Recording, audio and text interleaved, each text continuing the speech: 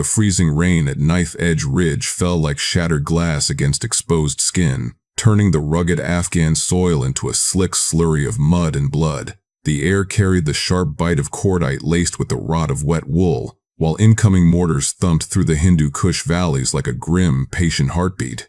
Every breath tasted of iron and fear. Lieutenant Harlan Miller's voice cracked open the chaos, raw, desperate, barely holding its command edge, as he gripped a radio handset slick with rain and his own sweat. He roared for any sniper, anyone, to engage the machine gun nest pinning them from 500 meters. Wind swallowed his words before they landed. Silence answered. Their designated marksman was already lost to the fray. Then, from the shadowed far edge of the trench, Specialist Ilara Kane, the quiet logistics clerk they had spent 4 months treating like furniture, rose without a word. Her fingers found the cold latch of a heavy polymer case. Steady, unhurried. Sure, the soldiers sneering at her pristine uniform went very still. Fictional stories. Real courage. Hit that subscribe button so you never miss a moment from Hidden Sniper Stories. And drop a comment. Where are you watching from right now? Ilara Kane was 24 years old, a U.S. Army specialist holding MOS 92 Foxtrot Fuel and Petroleum Logistics,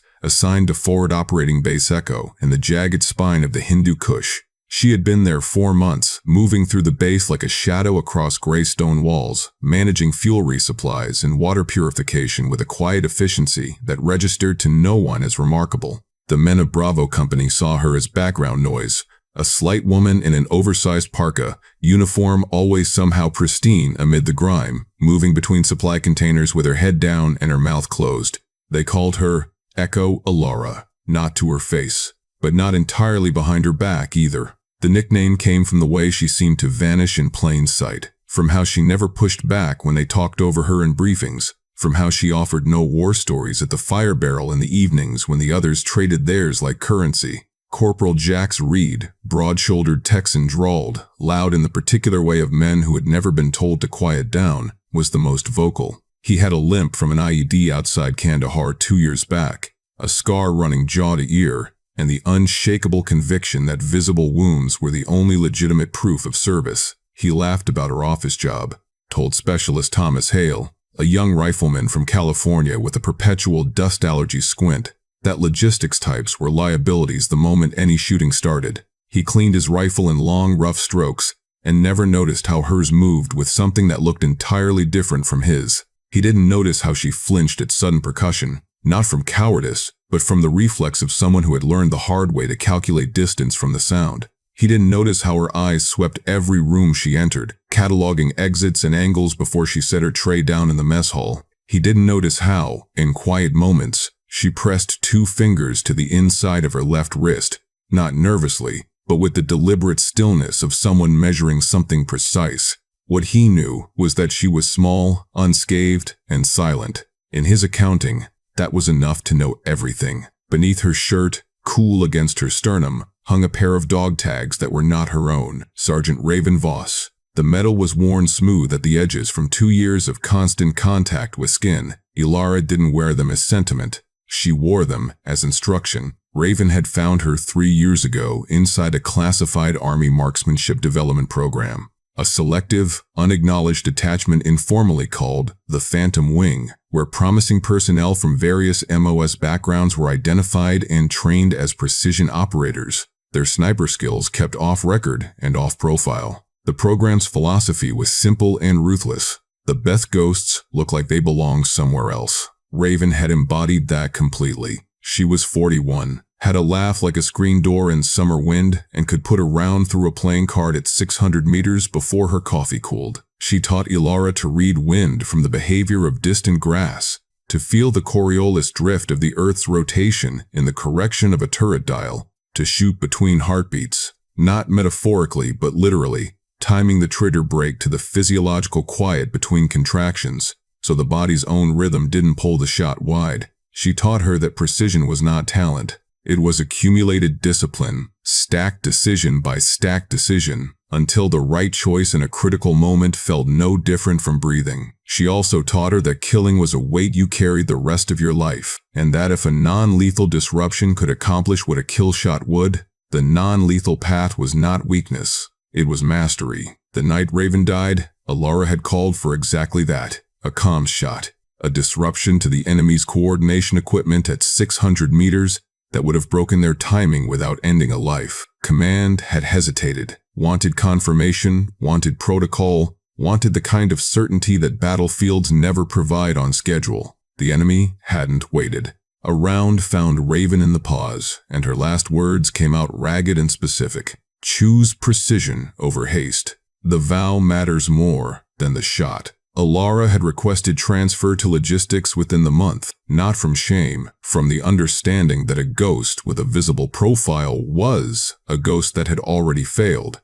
She needed somewhere ordinary to stand, somewhere no one would look twice. 4 months at FOB, Echo had confirmed the strategy worked perfectly. She stayed low, she stayed quiet. She counted the days, ran the fuel logs, and told herself that the ridge was someone else's problem. The ridge had other ideas. The enemy assault moved with a discipline that made Alara's chest tighten. Their squads bounded through shadow draws and coordinated pairs, one team suppressing, one advancing, a rhythm that spoke of training rather than desperation. Through the gray curtain of rain, she tracked their movement from the trench's edge, identifying the glint of optics at 400 meters, marking the repositioning of a scout element into the gully to the north. She said nothing. She had already learned what suggestions from her were worth in this unit.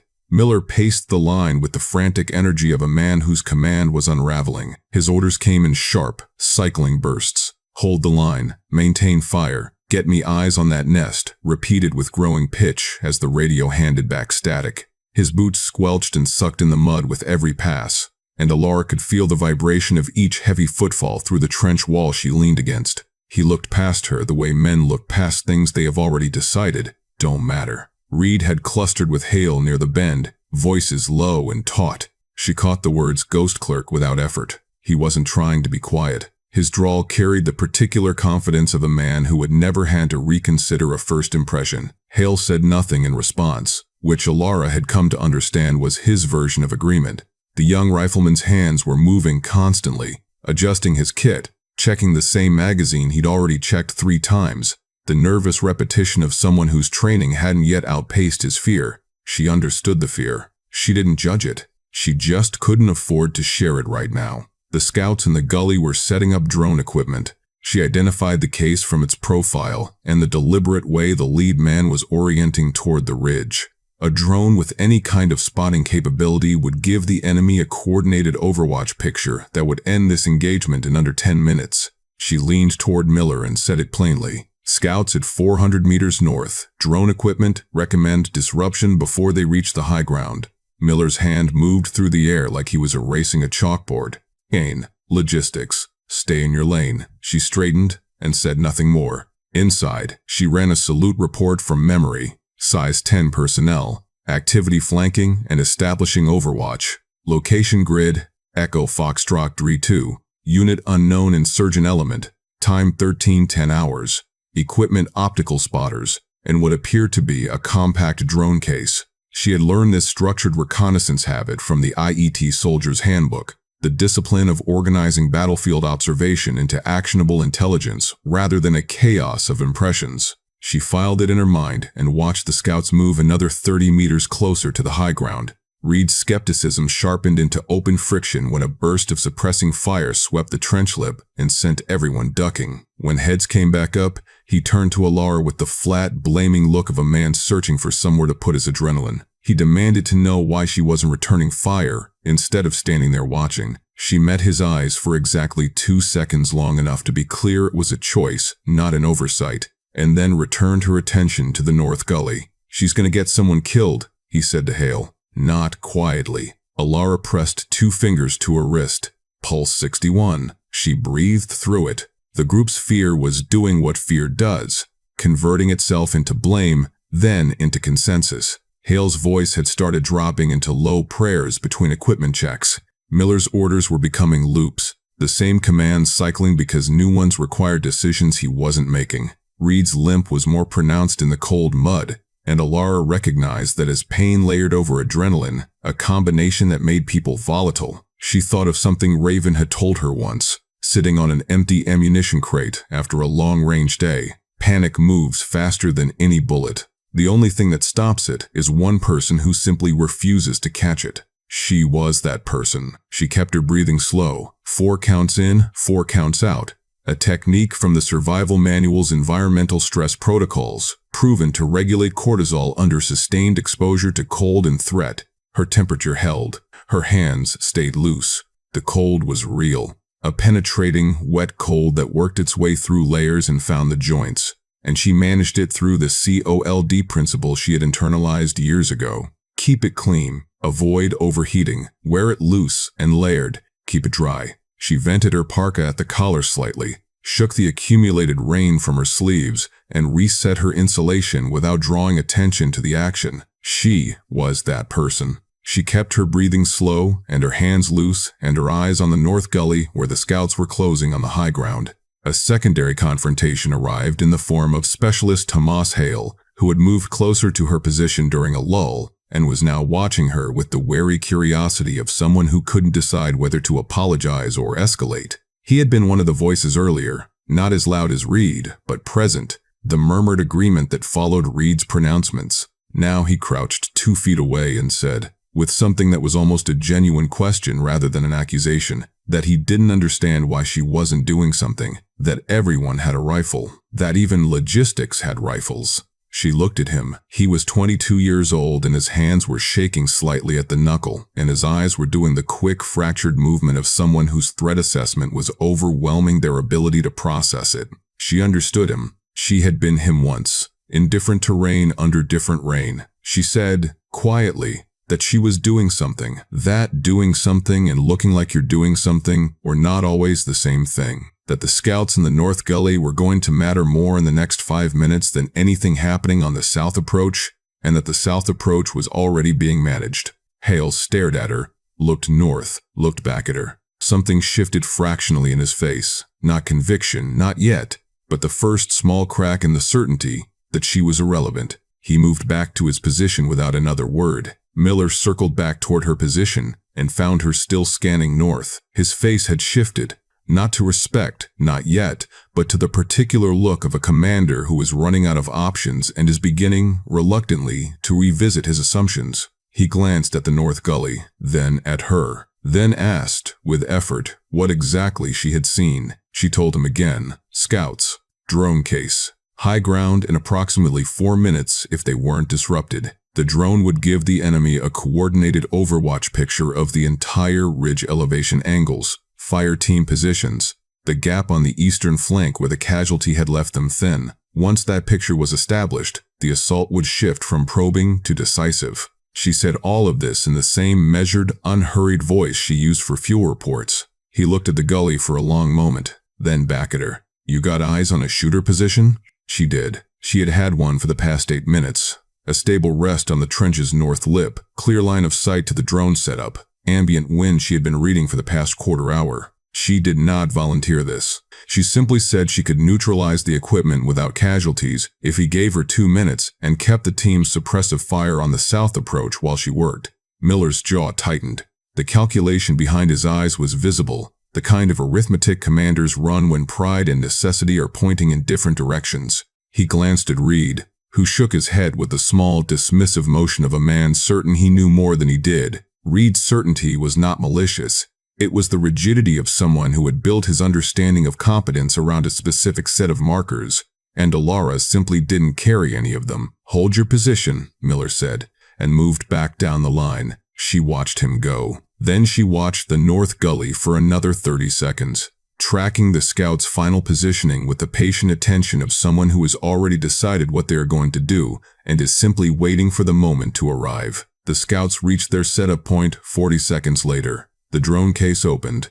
In the lull before the drone lifted, Alara adjusted her parka, and a fraction of her left forearm became visible. A thin, pale scar running diagonally across the knuckles, too precise and too linear to be accidental. It was an old recoil burn, the kind that comes from thousands of rounds on a heavy rifle before technique fully ingrains itself. She pulled the sleeve down before it registered as anything to the men around her, but Reed had caught the edge of it. His brow creased for a moment. He looked away without resolving the question, attributing it to something domestic and forgettable. She shifted her position to face the north gully more directly, and the movement revealed something else briefly. The way her weight distributed, the micro-adjustments of her footing on uneven ground, the efficiency of it. No wasted motion, no reaching for balance. The trench was uncertain terrain for everyone, but she moved through it like she was used to finding stable platforms in unstable places. Hale noticed, without knowing what he was noticing. He just watched her for a moment longer than he'd intended to, the way you watch something that doesn't fit the category you filed it into, and you're not sure yet where else it belongs.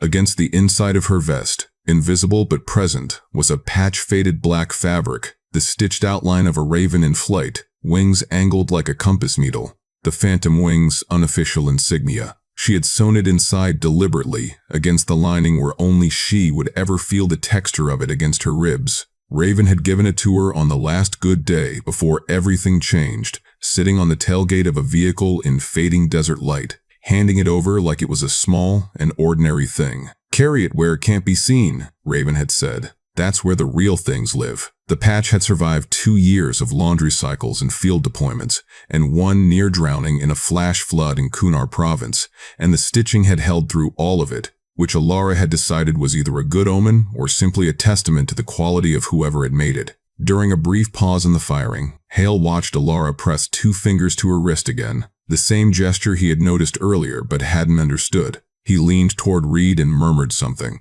Reed glanced at her, at the stillness of her, the measured breathing, the way her eyes hadn't stopped tracking the north gully even while the rest of the trench crouched against the south fire, and for just a moment something shifted in the set of his jaw. Not belief, not yet, but the faint, uncomfortable sensation of a first impression developing a crack. What he was watching, though he had no framework for it, was a sniper's physiological discipline, the deliberate practice of monitoring heart rate and breathing cadence under stress to ensure the body remained a stable platform for precision work. At rest, a trained precision shooter targets a pulse below 60. In sustained stress, maintaining that baseline requires conscious intervention, breathing protocols, mental focus management, the practiced ability to partition fear into a compartment that doesn't contaminate the hands. She had spent 3 years building this discipline in herself until it ran automatically, a background process she barely noticed anymore. Reed noticed it as strangeness. Hale noticed it as something that didn't fit. Neither of them had the vocabulary for what they were actually seeing. She reached into her kit with the practiced certainty of someone who knew exactly what her hands were looking for, extracted a small notebook worn soft at the corners, and wrote 4 numbers. Grid coordinates she had been refining since the scout set up. She tore the page and passed it to Miller without explanation. He looked at it, looked at her. She held his gaze and said nothing. The drone rose from the gully with a low insect hum that cut through the rain's white noise. Everyone heard it. Several heads turned instinctively upward. Miller's face went tight. The drone climbed 15 meters, oriented toward the ridge, and began broadcasting. Its camera gimbal adjusted with small, deliberate movements, mapping, measuring, transmitting. "Any ideas?" Miller said. His voice was stripped of its command tone. It was just a question now. It was the voice of a man asking because he genuinely didn't know, which is a different voice entirely from the one he had been using all morning. Alara was already moving to her case. The case opened with a sound like a quiet exhale, the pneumatic seal releasing, the polymer halves parting to show the M110 SASS nested in custom foam. Semi-automatic, Schmidt and Bender optic, suppressor threaded at the muzzle, the turret caps worn from years of repeated adjustment. Not standard issue, not something a fuel specialist owned through any ordinary channel. Reed went silent mid-sentence. Alara lifted the rifle with the kind of familiarity that doesn't perform itself. No flourish, no moment of presentation, just a tool being picked up by hands that knew it. She set the bipod against the trench lip, settled behind the optic, and began adjusting the turret with small, deliberate clicks. 800 meters to the drone, she said quietly. Not to anyone specifically, just aloud, the way a person talks through a calculation they are already running. Antenna array is the left side component. Crosswind, 15 miles per hour northwest. Aim 4 feet left. Altitude thins the air density, so I'm adding 18 inches of elevation to compensate for the reduced drag. Hale stared at her. Is she talking about shooting the drone? Reed opened his mouth, and nothing came out.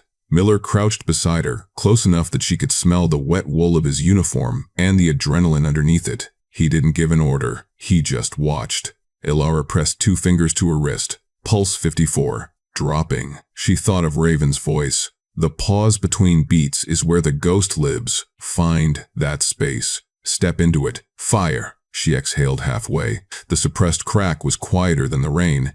800 meters north, the drone's antenna array sparked in a single brief flash, and the unit dropped 6 feet before the operator caught it. The live feed cut. The coordinated overwatch the enemy had been building towards simply stopped. The trench was absolutely silent for 3 full seconds. Then Reed said, barely above a breath, "How?" Not a question, just the word, suspended in the cold air. Miller straightened slowly. He looked at the north gully, where the scouts were breaking their setup in urgent, uncoordinated movements. He looked at the rifle. He looked at Ilara, who had cycled the bolt with a clean mechanical motion, ejected the brass, and was already resettling behind the optic scanning for secondary threats. He said nothing for a long moment, and when he spoke, his voice had lost its earlier fracture. Nice disrupt. A pause. Don't overstep again. It was not gratitude, but the edge was gone from it. The dismissal that had lived in every word he had aimed at her for 4 months was absent. What replaced it was something smaller and more honest. The voice of a man recalibrating. Reed sat back against the trench wall. His drawl didn't come back. He looked at his own rifle, then at hers, and the expression on his face was not one he would have chosen to wear in front of anyone. Hale said nothing, but his equipment checks had stopped. He was just still, in the particular stillness of someone absorbing something they hadn't expected to have to absorb. The fear in the trench didn't disappear, but it changed shape.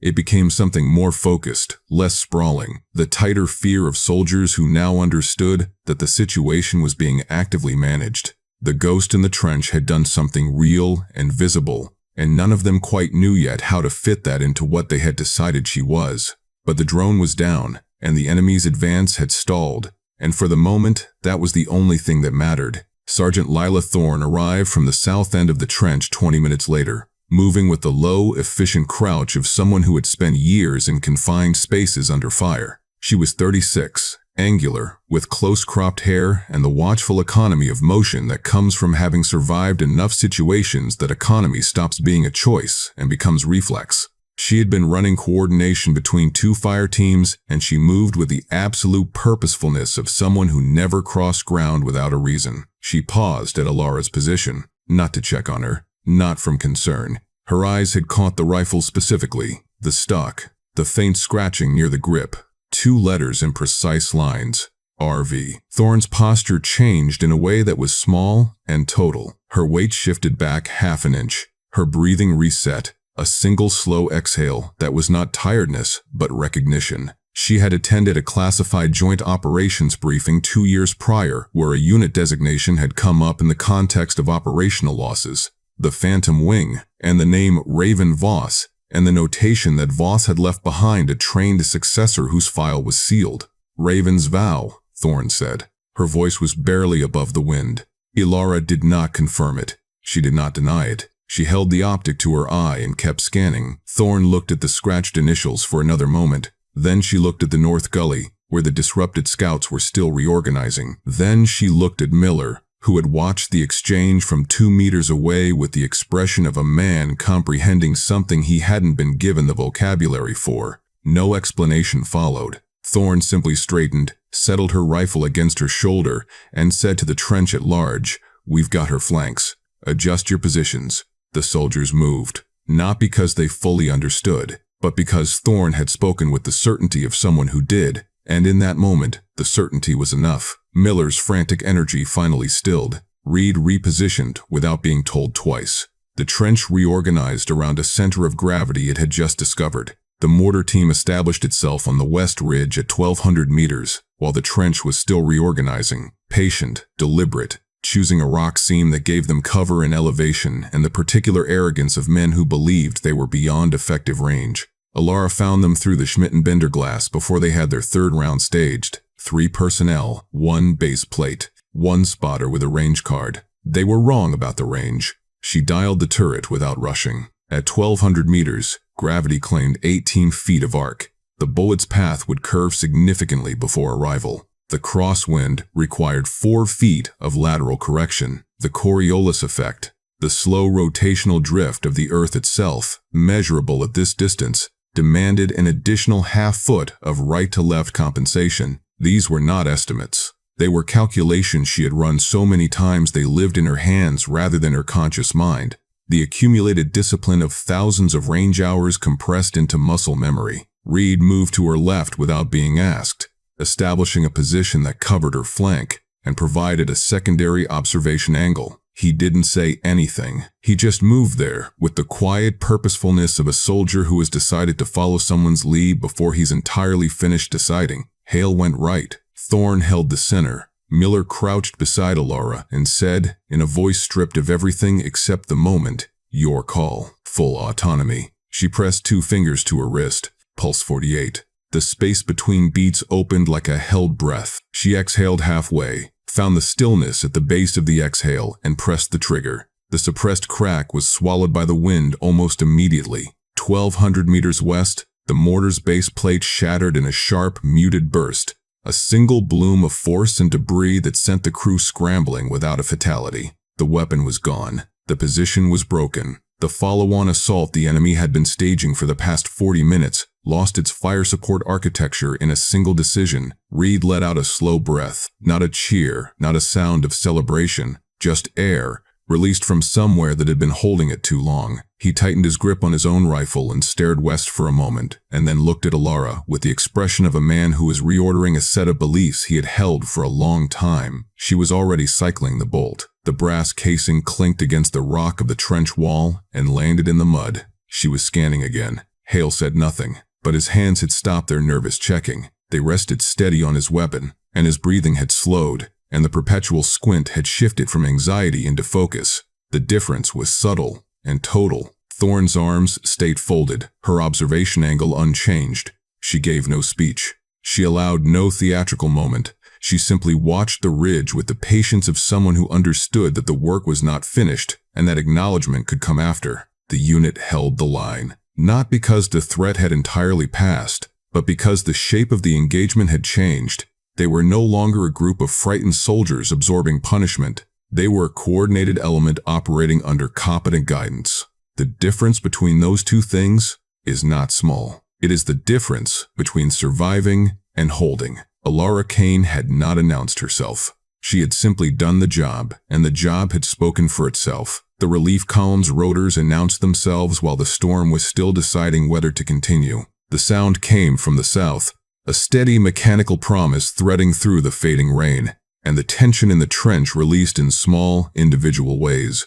A soldier sitting back against the mud wall, another pressing his forehead briefly to his sleeve, Reed finally stretching the leg he had been compensating for the past 2 hours. Alara sat against a boulder at the trench's north end and swabbed carbon from the M110's chamber with slow, methodical strokes. The ritual of it was its own kind of settling. The smell of clean solvent cutting through cordite, the soft texture of the patch moving through the barrel, the reliable order of disassembly and care after the chaos of use. She had learned to love weapons maintenance not for the weapons but for the discipline it represented, the willingness to care for your tools even when you were tired, even when it would be easier to set them down. Miller approached. She knew he would. He stopped 2 meters away and stood there for a moment, which was its own kind of apology. When he spoke, his voice carried none of its earlier command architecture. It was just a man's voice. "I owe you more than I can put in a report." She looked up at him, looked back down at the chamber. "You don't owe me anything." The ridge needed holding. He stood there another moment, said, "Thank you," and meant it, and moved away. Thorne sat nearby, not close enough to intrude, present enough to acknowledge. Reed limped past without looking at her directly, but he nodded, a single downward motion of the chin that cost him something, and she accepted it for what it was. Hale paused and seemed to want to say something, and then seemed to decide that whatever it was hadn't found its right words yet, and walked on. Alara packed the M110 into its case with the same efficiency she had unpacked it, clicked the latches, stood, returned to the supply container that held her fuel logs, and her water purification documentation, and the ordinary, invisible surface of the life she had chosen to maintain here. Raven's dog tags were cool against her sternum. The vow held. The ghost stepped back into the shadow it had always kept. Sometimes, the quietest soldiers carry the loudest legacies. Courage is not always the shot fired. It is every choice made in the silence before it.